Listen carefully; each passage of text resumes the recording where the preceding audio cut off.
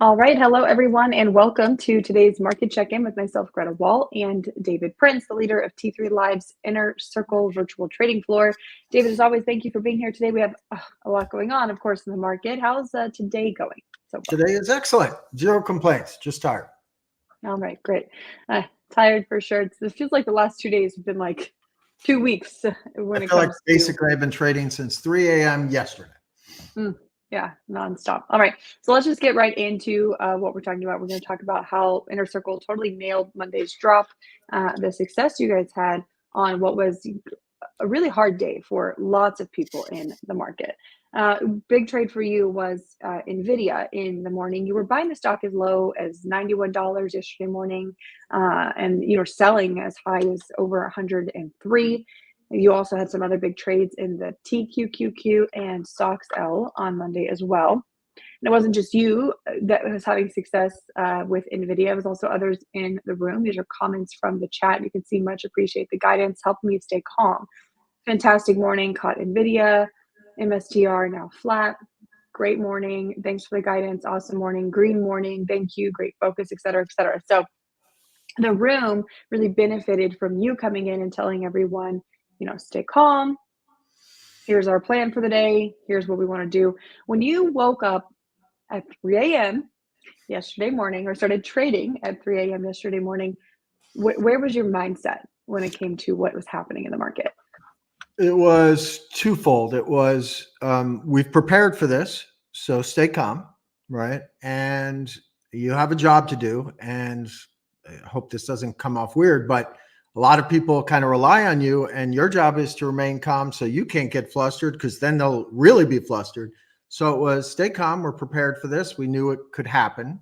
I didn't know it would be Japan overnight, but I knew the market looked awful. We had pulled back a great deal, and I knew the perfect setup was down Friday, really ugly Monday for a turnaround Tuesday. That was the ideal plan.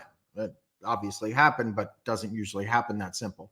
Anyway, so that was the first part. And then the second part was, okay, so now we have, we must take care of our money first and foremost, right? But once we've done that, there's a lot of opportunity here. So what is the best opportunity? Rather than run around like a chicken without a head, where can we make the most money with the least amount of risk over the next few days? Let's isolate those opportunities so we don't do too much, because when people try and buy a little bit of everything, they get confused and often miss doing one or two great trades. So came up with a focus. My focus were the Qs. They were the most deeply oversold versus SPY and the Dow. So I knew I wanted to be there. I said, how can we really take advantage of it? So I thought short term, we're going to have a bounce. The VIX is too high. This signifies a short-term buy. It doesn't mean it has to be the bottom, but it's certainly buy time. So I said, let's do it through the Ultra, TQQQ. Then the next was Nvidia. We've already had a real correction. Now that we're under 100, we fill a gap towards 96, 97. And if it goes low 90s, because this is vicious, and I can't discount that it can, because we saw Japan down 13%, right? So I said, if Japan can do that, then Nvidia might go low 90s. And if the market were to crash, because I always look at worst case, 80s down there. But I was like, low 90s, I'd be aggressive. So we bought some 97 pre-market at, 4 a.m., trimmed some at 100, 101. And then on that open, it just flushed to 91, and I kept buying. Didn't try and be a hero. I was already trimming by, say, 98 to 100. I trimmed a lot. And, today, now that it's 105, I'm down to a trailer. But those were like two focus areas. And then I had one last focus that we started on Friday, and that was SOXL. I thought the SOX was deeply oversold. It had broken the 200-day. I went long SOXL for the very same type of trade we did with the Qs. Said, let's try and take advantage of this oversold condition. Let's use an ultra, because I'm not a big ultra guy, but in these conditions, I like it sometimes, especially since options get priced out of whack, they get priced wacky. So we bought SOXL mid 28s. It closed about 30 in the after hours on Friday. I had trimmed some, and then yesterday it tanked with the rest of the market. Bought stock between 26 and 23s. And same deal. Sold a lot into that rally. It traded to 30 because it was the most oversold of all sectors. The stocks actually went green yesterday. A lot of people don't realize the stocks went great. So after buying, you get a 20% move on an ultra. I don't try and get greedy. We sold a lot of it as high as 30. I remain long some, but I'm pretty small now. But the key was, let's focus on where's the most opportunity. Let's figure 2 or 3 ideas we can really dig into and levels. And let's look at what the worst case scenario could be, which I did with the Qs as well. And to me, that was, 420 and then 412. So with that plan in mind, we, thank God, executed pretty well. It was really a perfect storm, everything that happened yesterday. We have the economy, of course, starting to slow, but, the reaction to the jobs report on Friday was nowhere near, of course, what happened yesterday. Then you have the carry trade happening overnight. Then you have Buffett selling 50% of his Apple stake. All of these things just piling on top of each other. Over a weekend. Maybe over a weekend when the market was closed. So it has to digest, right? It has to digest all of that news from the weekend in one trading session on Monday. Looking long term, not long term, but looking short term over the rest of this week, what are your expectations for the market to digest this huge move, and where do we go from here? Well, like everyone says, when you unwind carry trade like this, it probably takes more than a day. But that doesn't mean we're going to have the same extreme. That extreme might be it, but we'll probably trade within a range, right? So the Qs were the first to go red today, and now they're up again. We're probably going to have some range trade that is more directed. We don't have a lot of economic numbers this week. That's next week, but it'll probably be directed more by war, sadly enough, right? What's the outcome in the Middle East? How does it intensify? And maybe even more important, a few big earnings reports. SMCI will definitely affect some of the semis and the AI trade this evening. So I think this bounce we've had, right? I really am highly doubtful in the next couple of days the Qs are like above 450. In fact, I shorted some a few minutes ago at 444. So, just for a trade. But my point is, I think the bounce, right? Qs 24 points or something. SPY, same sort of deal. Now we're going to range trade, and I think we'll find out. And I said this yesterday. We'll find out everything the first 24 hours trades in a vortex. If the semis are down, they're all down, right? Now people are like, well, wait a second. They had great numbers. This is a special company. Regardless of what the market does, I want to own it. Now, I said my favorite print, and it's funny because I'm not a huge Meta fan. Excuse my dog. I said my favorite print was actually Meta. If you really look at the numbers this quarter. So I said if one should be bought strictly on valuation on this dip, it's Meta, which I was so busy yesterday I forgot to buy. But Kira, thank God, got bought a lot, and a lot of people followed her. My point is, look at the outsized move today. I mean, it's up huge. So over the next few days, it won't be like the Qs are down, so all of Mag 7's down and everything's down. They'll separate the good from the bad, and we'll go back to a little bit of normalization where companies with better earnings will do well and less earnings will do worse. And we'll have some normalized trade. Mm-hmm. Speaking of earnings coming up, you mentioned we have SMCI after the close today. This stock has been down way before Monday. You can look at the chart here. We're pretty far removed from the 21-day and the 50-day. This is the chart since the last earnings report. So this is the move. We saw consolidation kind of just straight across and then a drop in the last couple of weeks because, of course, we had a huge candle lower on Monday. What are your expectations for tonight's report? We didn't get any kind of pre-release of numbers, in the past 2 weeks. And then how does tonight's report impact Nvidia specifically? Okay, so first with this, the print is clearly more of a bullish setup, right? The stock has been cut almost exactly in half. It trades at a reasonable valuation based upon 25 estimates. So you have that going for it. The AI spend is still going. We know about what the hyperscalers are spending, right? We know that Palantir just said great things. And we literally have some bona fide factual information that says the AI trade's not over, meaning people are still spending money, and SMCI certainly benefits from that. We also have some decent semi earnings. Not all of them. A few of them were a little suspect. So you have that, and you have a stock down over 40% and pretty oversold. Flip side is it's not the same management as a lot of these big semi plays. Some people question Charles. I'm not going to pretend I'm an expert on them. They have a little bit of a sordid past.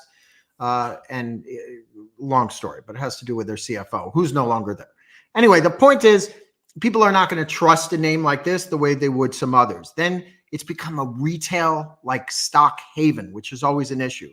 Retail, a lot of retail missed that move, right? And everyone, once it pulled back from 1100, wanted to catch the bottom. And all it's done is destroy them. So now the question is, is it finally time to buy it? I'm like, I think there's far more upside than downside at this point in time. I don't know if I'll take the print. I have Nvidia that I can enjoy. If it does, I think I might trade it afterwards.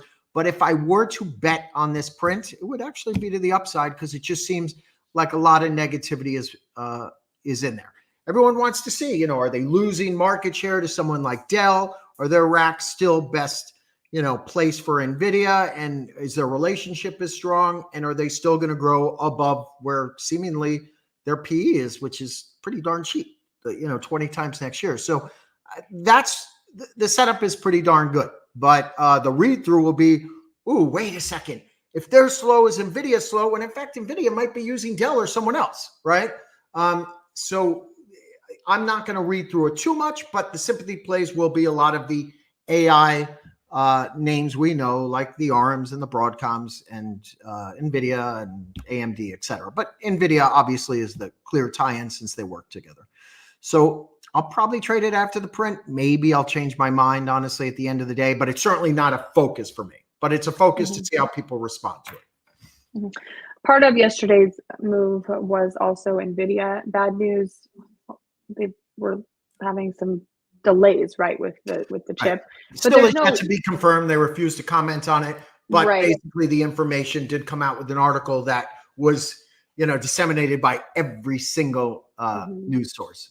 But even if there's delays with the production of the chip, there's definitely no lack of demand for the chip. If you think, like, if I were to quantify it, the way you look at it is demand doesn't change. And if they like, some people might be like, well, do they lose market share in this AMD?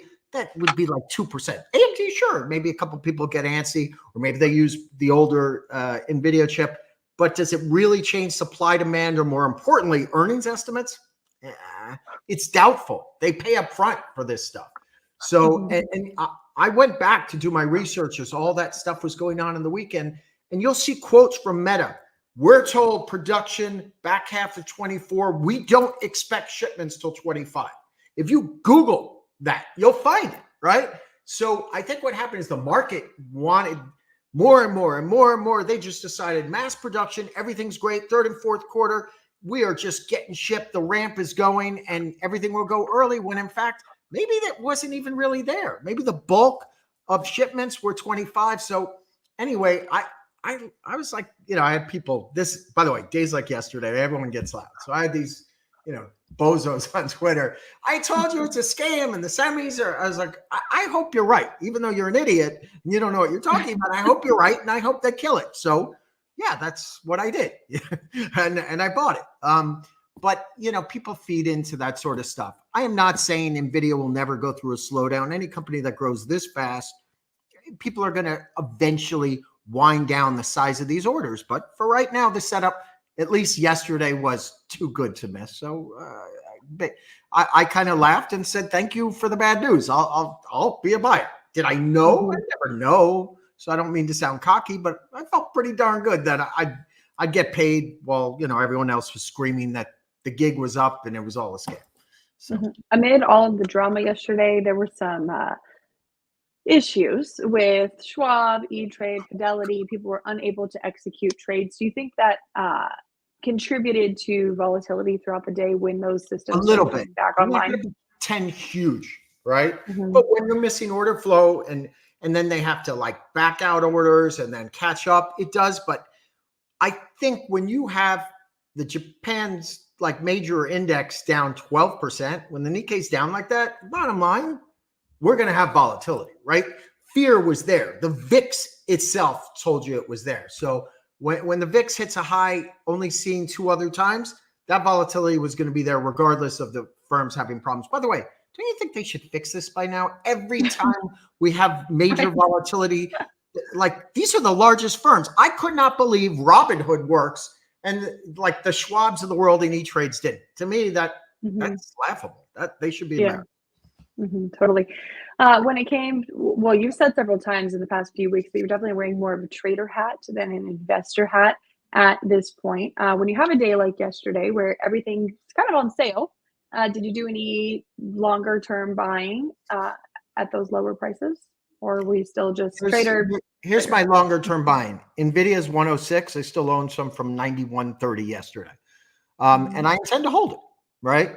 But much less than I had yesterday, like 10% of what I had yesterday, because honestly, at 91, I was too big. So some of that's long term, right? The stocks, I like my stock sell. I like my prices. So I'll hold a little bit of that. But do I think we are in a spot where you can just buy a bunch of things on sale? No, valuation is not particularly cheap. A lot of these stocks are still up on the year. A lot of these indices are still up. So I did not go out and buy a ton that I thought this is the spot. My grandkids will thank me one day. Based upon valuation, there wasn't a lot of that yesterday, to be quite frank with you.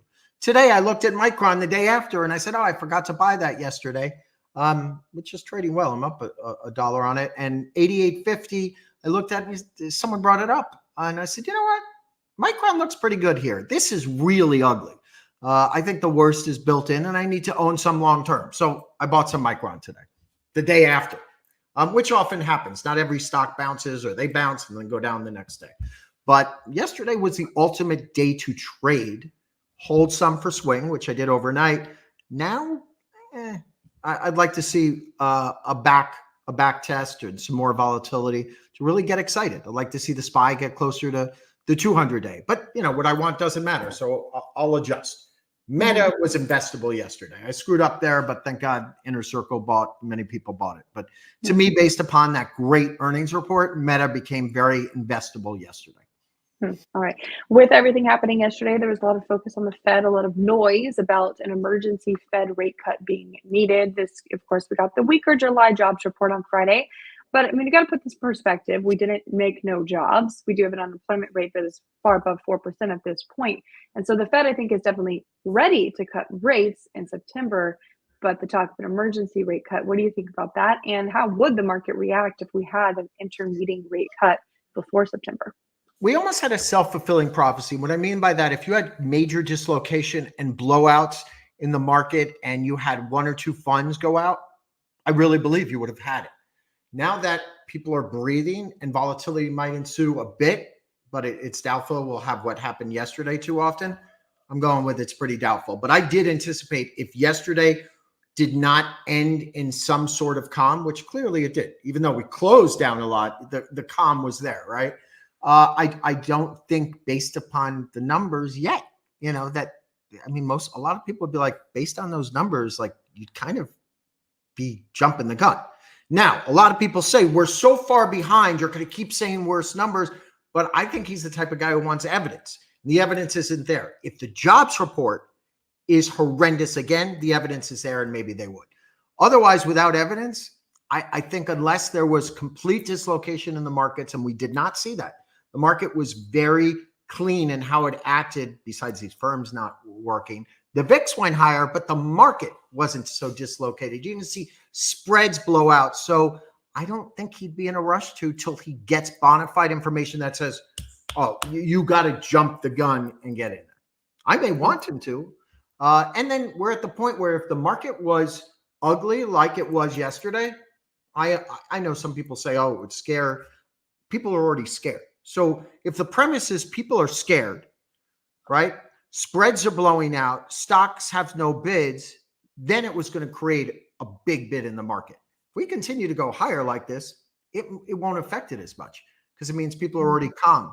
So it's going to be based upon where we are in the market. If we keep going higher, it might actually be a fearful moment because then people will say, oh, we just bought stocks. We've rallied so far off lows, and this guy's so scared, he's cutting mid-meeting. So it really is going to be based upon where the markets are as to how it reacts.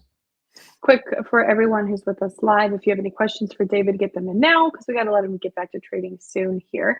We're 2 weeks away from Jackson Hole for the Fed.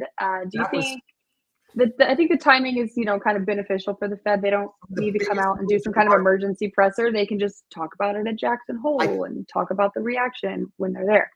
I think that's his plan. I'm just guessing, Mhm. theorizing, because I'm a nobody and know nothing, but it makes so much sense that he doesn't, and he jawbones at that moment in time and keeps people calm and alludes to, who knows, you might get your 50 basis points in September. So that seems like the more realistic scenario, is to use his mouth at Jackson Hole to calm people into thinking, you know what, I get it. I might be behind and I'm ready to go. And it might be more aggressive than la-di-da, one cut and then wait in between and another quarter point cut. It might be 50 basis points and it might be sooner than I anticipated. So I think that my guess is that's more likely to happen than a mid-meeting cut. Mhm. When it comes to the rest of this week, as the market is recovering from and digesting that huge move on Monday, what are some of the setups that you like personally as a trader looking Uh, into the I like Meta rest of on the week? dips. I really screwed that one up yesterday. I think there's alpha in it, and I think it's cheap. And I know people on the chat were buying yesterday for 60, 70, and here we are. Where is it? Just 500 before? Are we still there? I'm sick because I didn't get it. Yeah, we're right at 500. So I think that becomes very investable on a stock that is just beaten to a pulp, right? That's ugly as can be, that I think is investable again. Is it dirt cheap? No. Well, it's kind of cheap, but the point is, this company is not like they don't have amazing technology. It's an old school company. It was just re-rated. You know the name, but it seems like it's all built in. That's Micron. So I bought some Micron.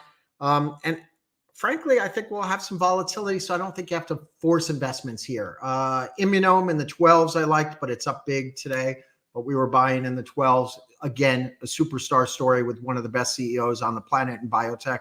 Household name. It's like a joke down here. So I think that's a home run long term, but you know, it moves out of the blue. It'll be up 100% in a quarter and then is flat for 6 months. So you have to really use the chart. Those are some names I'm looking at. Bitcoin doesn't excite me yet, nor the proxies. But if we got ugly and got towards that 48,000, I'd be interested. So there's some things I'm looking at. I'm going to pay attention to SMCI this week. I'm going to pay attention to the Datadog print and read through it. And that's some of what I'm looking at. Great. All right. A question from Facebook, and this will lead straight into our little offer here at the end. Scott wants to know, what is the inner circle? Sorry, not trying to be ignorant. So, Yeah. not familiar with you and your room. So I'll quickly give my spiel, and you can talk about the room. David is the moderator of the Inner Circle virtual trading floor with T3 Live. So it's a live trading room. He's in there trading every single day. You can see all of his trades as they happen. And also led with Kira Turner and Rick March. And it's the exclusive room of large accounts, hedge fund managers, large family accounts, etc. David, you give your spiel I on mean, I'm not what much Inner of a Circle salesman is. on this stuff, but what it is, in essence, Scott, is I've been managing a fund myself for, I don't know, a couple decades now, and I was getting bored during the day, so I didn't know about this whole world where there's these chats that go on, and I joined one. It was a wonderful experience, some wonderful people, but it lacked certain things I wanted. And after 7 years, I found it became a little bit too much of a responsibility to me. I thought, what if I do this and do it for maybe a more experienced crowd, people managing more money? Wouldn't it be fun if I'm not the big fish in the pond, and I know the people to do it, and I think it might be a fun idea. So I came to T3. I said, after 7 years of just kind of doing this and having a ton of responsibility, and literally I don't work with T3, I don't work for them, I thought that might be cool. So we did it, and it's kind of more like a family. It's not thousands of people, tons of guys managing, smaller to mid-sized hedge funds. It's not like guys running $10 billion. It's guys running 100, 200 million, and traders running several $1 million book. I do a morning call every day. We talk about focus for the day, the week, the month, where risk might lie, where risk might not lie. I'm not the smartest guy. There's some guys there that are so much smarter, that come up with amazing idea flow. Guy that runs one of the largest brokerage firms in the country for many years is on there. He's retired. So it's just a fun place. It's kind of more like a family. I know these guys. They know me. I know their family. I've met many in person, and I could go on and on, but that's kind of what it is. It's all of us do this to make a real living. So it's really to augment our success. It's not a project for me to make money. It's a project to help me make more money in my fund, because there's some guys on there that bring up in fact, I bought Micron today, forgot to buy it because a young lady said, how about Micron? Is it time? And I thought, oh, it is. And by the way, I'm up $1.50 in Micron. I wanted to buy Micron. I forgot. Young lady brought it up to me and I'm up $1.50. So probably a great example. That's what the inner circle is. All right, great. All right, and we are hosting a webinar next week to give people a closer look into Inner Circle and see if they are a proper fit. This is a screen grab from the chat. I think this was end of last week, but this is kind of what the chat looks like every single day. At the end of the day, everyone thanking David for all of his ideas. They give each other for their ideas, Kira, Rick as well. It's a really great community of traders, as David said, with great ideas. So you can go to t3live.com/DP to register for next week's webinar. That'll be next Wednesday, August 14th at 4:30 p.m. Eastern. It'll be me and David, and we'll be giving you guys a closer look at the room, and you can figure out if you're a fit. So we'll go to t3live.com/GP to register for that. David, I'll see you here next week, next Tuesday. We'll be spending a lot of time together next week, you and I. Look forward to it. So, all right, have a great rest of your day. Bye-bye. Everyone, have a good day.